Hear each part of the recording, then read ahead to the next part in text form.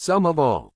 Photosynthesis produce food, while respiration use food for energy. So, photosynthesis store energy, whereas respiration release energy. Therefore, photosynthesis occur in cells containing chloroplasts. Meanwhile, respiration occur in all cells.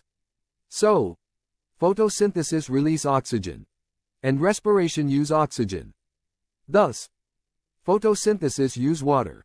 However, respiration produce water. Additionally, photosynthesis use carbon dioxide, but respiration produce carbon dioxide.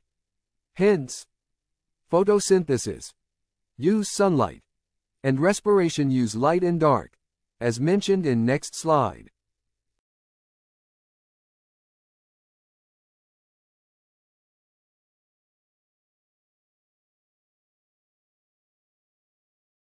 This slide shows chemical structure of ATP, high energy molecule, and ADP, low energy molecule.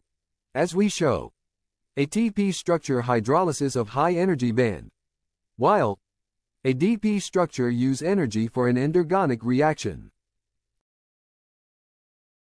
Thanks for your attentions. Please like and share our videos and subscribe Genetic Teacher channel. And for any question, please comment us.